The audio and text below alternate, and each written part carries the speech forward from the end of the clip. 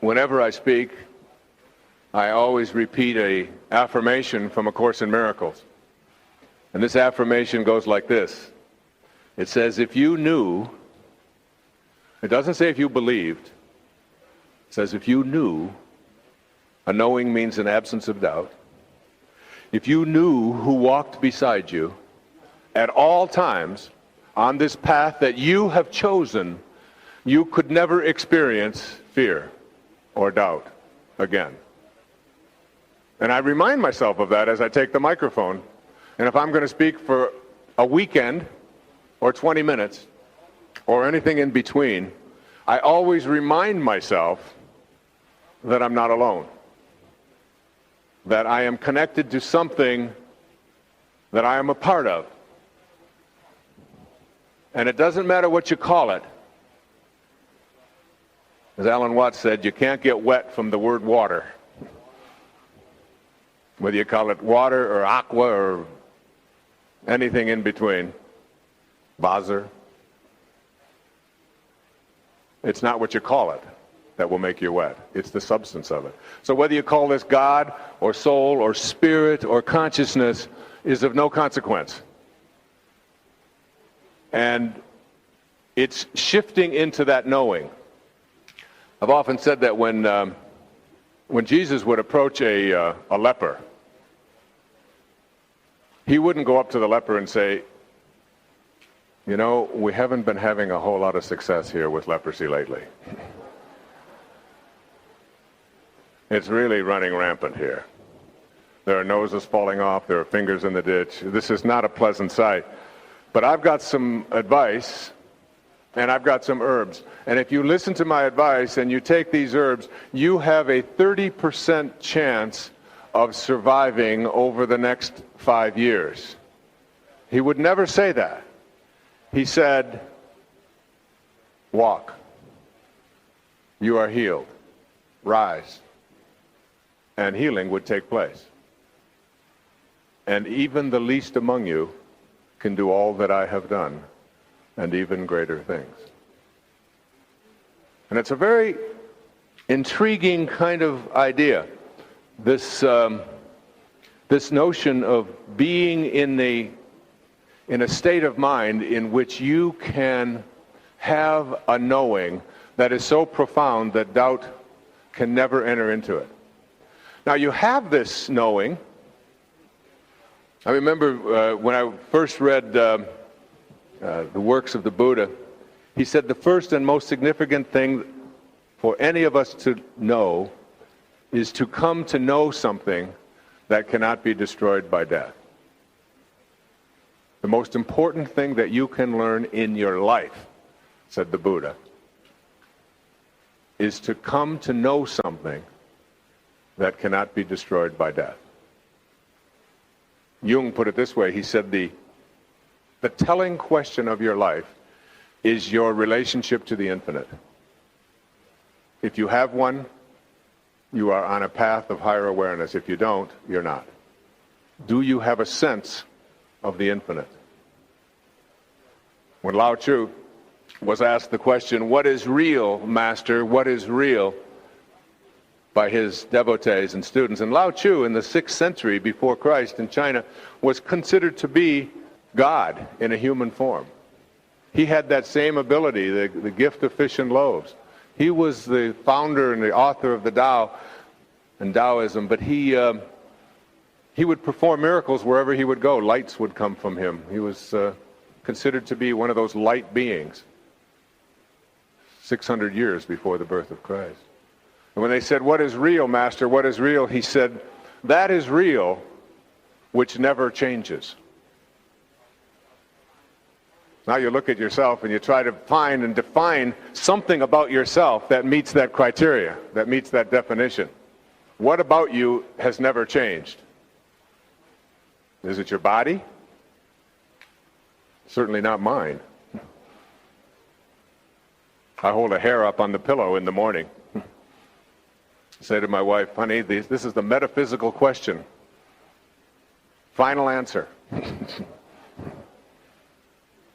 What held it in yesterday? We have no idea. I've had this experience several million times. Right? So the part of us that has never changed isn't even what we're aware of. It isn't even our mind. Our mind is changing all the time. The part of us that has never changed is called awareness. Awareness. Not what you're aware of, but awareness. And awareness is the unchangeable. It's the part of us that when we begin to live from there, we begin to make dramatic shifts in our consciousness and in our lives. When people ask me what my view of God is, I always say I always see God as the ocean, and I see myself as a glass. And if I take this glass and I dip it into the ocean, I say, what do I have here? What I have here is a glass of God. It's not as big, and it's not as strong, but it's still God. And just like a wave on the ocean is what the ocean is doing, we are all what God is doing. To understand that you have a higher self and to know it and be aware of it is one thing, but to trust in it is quite something else. And the ways to put this principle into practice are, first of all, to keep in mind that you cannot go to a higher ground if you're hanging on to a lower level. That in order to get yourself to a higher place, a place of trust, you have to somehow recognize that all of the stuff that's going on in your life in a lower place is something you have to let go of. You have to trust that when you do let go, you're not going to be falling into the abyss.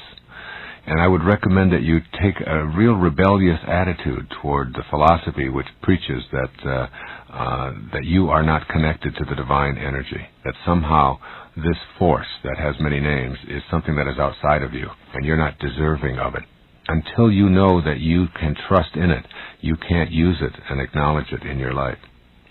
One of the things to do to practice this trust is to take the most serious problem that you have and turn it over to God.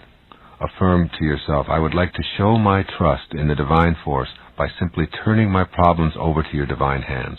I can remember doing this with some of the things that I really struggled with at one time in my life, things that I just thought I couldn't get past. I remember going through relationship difficulties. I remember going through problems with drinking and things like this, where it just seemed like I wanted to get past it and I just didn't know quite what to do. I can remember times when I would be stuck in my writing and not sure whether I could, and I would just stop and I would just say, all right, I'm going to turn this over. I'm going to trust. I'm going to trust. I'm going to surrender. And this concept of surrender is very, very important. So when you do this, it's just that simple act of getting down on your knees and staying there on your knees and just say, okay, I'm going to turn this over to something that is higher within myself. And the ego seems to go away and the solution seems to be there for you. The presence of complete trust is evident in your life when you start to think and feel and do are all balanced and they're all in harmony. This is called congruence. If you're congruent, your thoughts and your feelings and your behavior are all in harmony. If you're incongruent, you have one thought about, gee, I'd like to be able to do this, but then you feel another way about it, and then you act in a completely different way. And this is the cause of most of the struggles in our life, and it's also the thing that impedes the free flow of the divine force into your life. You have to trust in yourself. When you're trusting in yourself, you're trusting in this very wisdom that is the source of your life. And when you are congruent within and are feeling congruent, you are also beginning to act congruent. So work on congruency and look at the areas in your life in which you feel yourself to be incongruent. What do I think about this, and how do I feel, and how do I act? And try to bring them into harmony. And you'll start accessing this trust that is absolutely essential to the manifesting process. And of course, as always, you have to begin a meditation practice of contemplating the supreme principle which is beyond the pettiness of this world. And as you meditate and go within and you make conscious contact with God, God isn't something that you know about any longer. God is something that you know directly and personally. And once you have this direct conscious contact, this knowing, then trust is not anything that you'll ever have to work on again. You'll have the knowing, you'll have banished the doubt. In your silent moments of prayer, I would recommend that you're not afraid to ask for help, because what you're asking for is a more direct communication and dialogue with God, which is, of course, a part of what you are already in the first place. So that God is not this giant vending machine in the sky who's dispensing goodies to you, but God is a part of you that you are in dialogue with, and you ask for that, and you'll find yourself achieving it. I'd also recommend that you practice a 2 or 3 day regimen of just having unconditionally loving thoughts and nothing else towards one particular person in your life, whoever that might be, maybe one of your children or your in-laws or one of your spouse, or maybe someone you're struggling with or having a difficult time in communicating. And just practice, say, for this day and this day only, I am going to practice everything, no matter what they say or how they say it, I'm just going to respond internally with unconditional love. I'm not going to allow any negativity there. And watch how that relationship changes. Remind yourself that love transforms, that unconditional love is healing, that it heals the body and it heals the mind. And if you have this kind of approach to your life and don't put conditions on it, then you'll find yourself feeling much more peaceful, and you'll sleep better, and you'll enjoy your friends and neighbors more, and your prosperity will increase, because unconditional love is the same as having peace within yourself. Remember, the opposite of love is really fear. Every time you experience fear, ask yourself, what's going on that I've substituted fear here for love in this moment? And the fear that we have that we're not complete, or that we're alone, which is the number one fear that all human beings seem to suffer from, is that the fear of being alone. Once you've transcended that fear of being alone, you begin to recognize you're never alone. You always have divine guidance. You're always connected to this divine principle that is universal. That means it's everywhere, which means it's no place that it's not, which means, of course, that it's within you. So you substitute that fear when you accept unconditional love into your life. It goes away. You may never have thought of yourself as a person who has genius residing within you.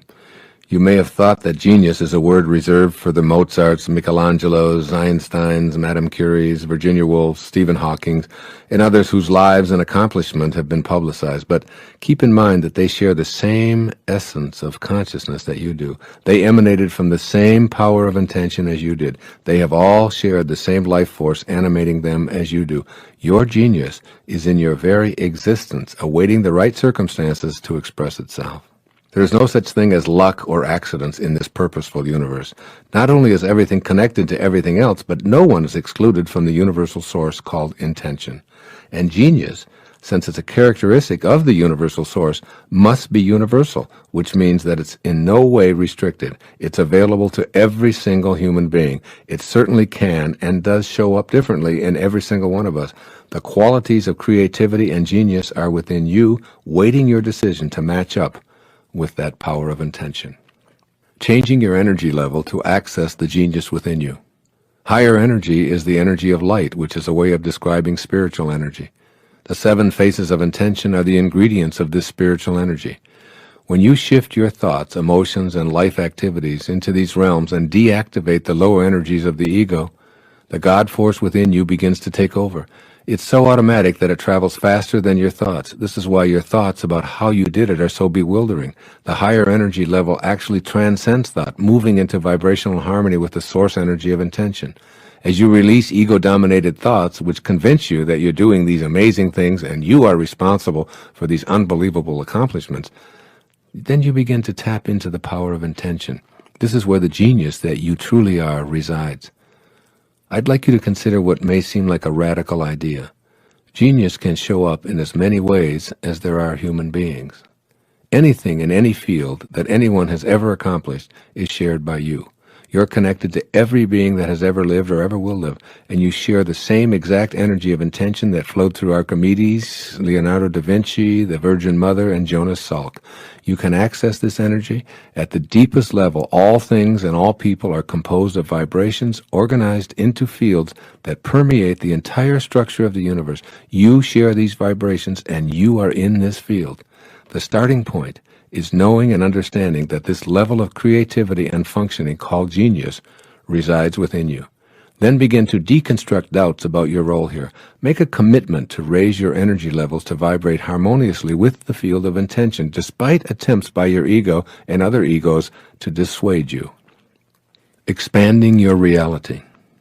Pay attention to yourself in ways that allow the expansion of the infinite possibilities that you're potentially capable of. You may decide, as I have, that repairing an automobile and surfing in the ocean aren't what you're going to enjoy doing. You leave these activities to others, and you use your genius to engage in pursuits that please and attract you. Expand your reality to the point where you pursue what you love doing and excel at it. Involve yourself in the high energy levels of trust, optimism, appreciation, reverence, joy, and love. That means love for what you're doing, love for yourself, and love for your genius, which allows you to immerse yourself in any activity and enjoy the process of experiencing it fully. Trusting your insights.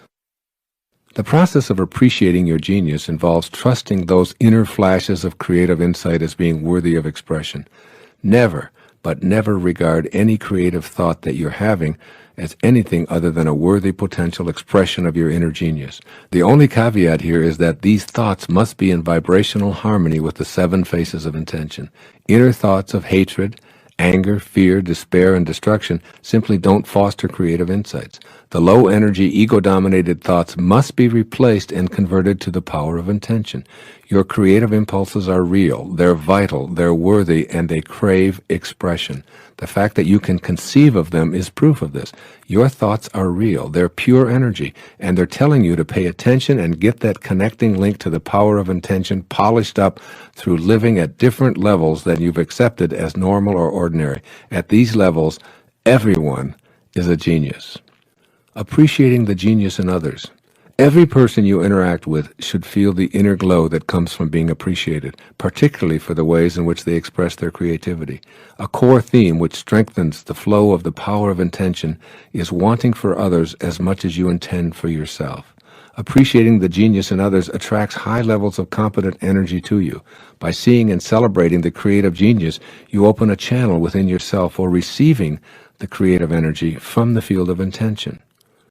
And while I don't think that it's very possible for most of us to ever completely get rid of this ego, as long as we're incarnated into a human form, I do believe that it is possible for us to tame it and to make it less of a dominant force in our lives by no longer having such an important role placed on being right and making other people wrong. One of the ways to begin to work at treasuring your divinity is to practice being kind rather than being right in as many occasions as you possibly can. And you have lots of opportunities to do this on a daily basis. Thousands of them show up in little tiny interactions in virtually every place you go, with strangers, with your children, with your spouses, on the telephone, ordering something in a restaurant, whatever. There's always this part of us that is the ego that wants to be right, that wants to make the dust rise from the earth with your swagger. And you know, after a while, you start noticing it. You start observing it. As your own ego becomes less and less of a dominant force in your life, you start to notice how much other people's ego is playing such a role, how much strutting there is, how much posturing there is, how much bragging takes place. You can see it in body language. You can see it in the way that people deal with each other. You can see it in lines at the grocery store. You can see it when you're trying to get your ticket straightened out at the airport, whatever it might be. There's this placing somebody else in a position of inferiority, and you are here to do this for me, and I'm more important than. And it isn't said that way, but it's sort of communicated. And you think to yourself that all of these people, I do it all the time, all of these people are nothing more than me in an earlier time in my life. That this is the way I was. I see it in my past relationships. I see it in the way that I dealt with my children years ago and the way that I deal with them now. I see it in noticing that it's easier now for me to be kind and to suspend being right. And I'm right almost all the time. But I no longer need to point it out, except for right now, of course. But the idea that even if you know that when you're talking to someone that they're completely wrong, if you can suspend the need to point it out and instead just say something kind back in response. If you can just practice doing that wherever you are, those are points towards treasuring your divinity. It's not about worshiping more. It's not about getting down on your knees and practicing somebody else's orthodoxy.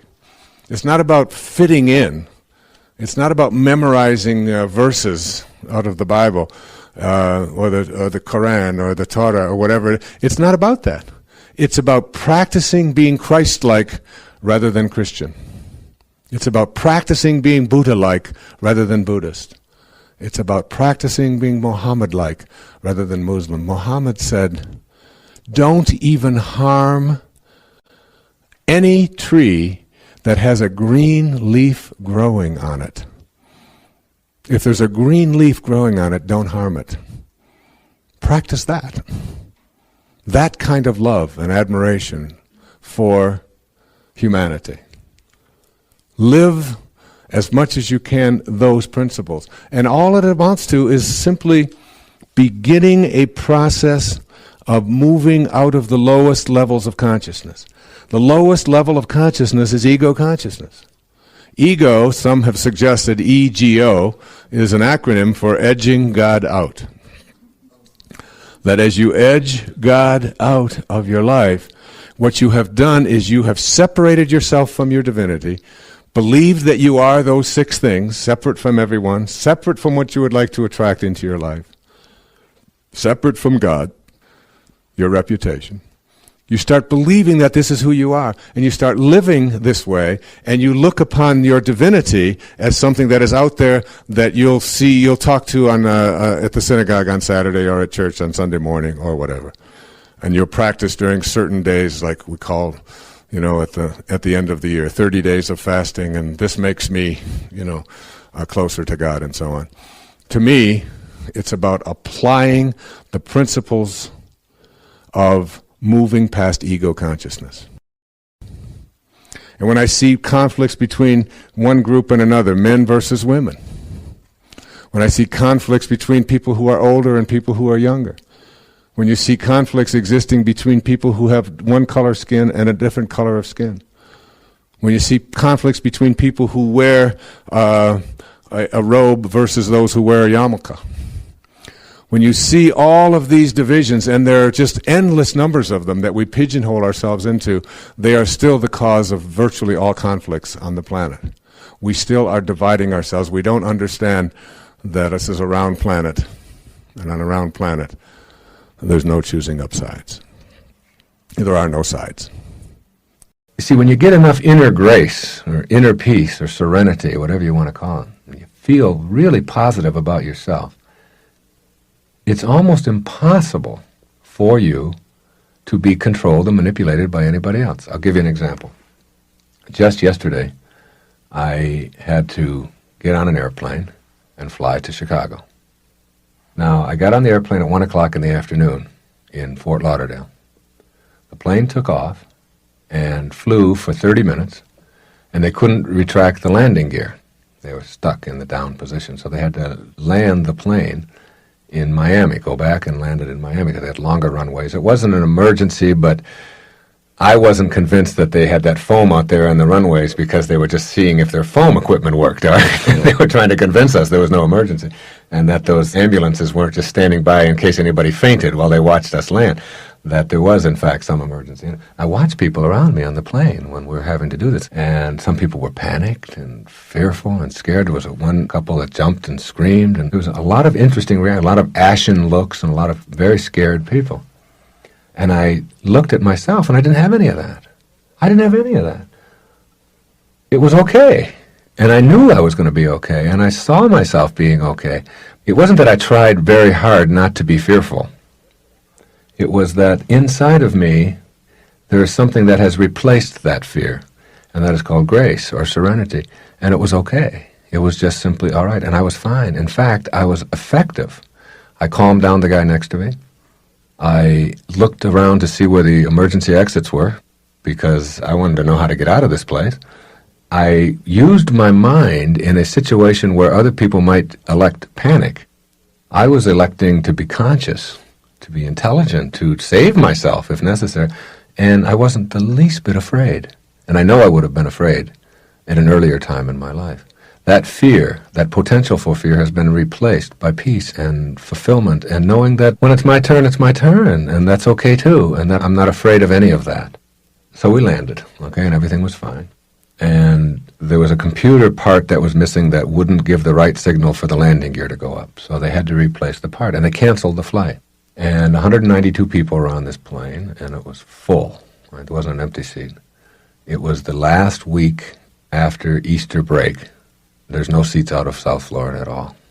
They announced, the first thing they did was announce that there would be nobody getting a seat out of South Florida because you just can't get one on all the airlines. They're all filled up. And you probably will have to be here a couple of days until we can do something about it. And they even announced that they weren't going to put us up in a hotel. There was like all of these negative things. And I watched the people around me. Now, a minute ago, they were worried about whether they were going to be alive.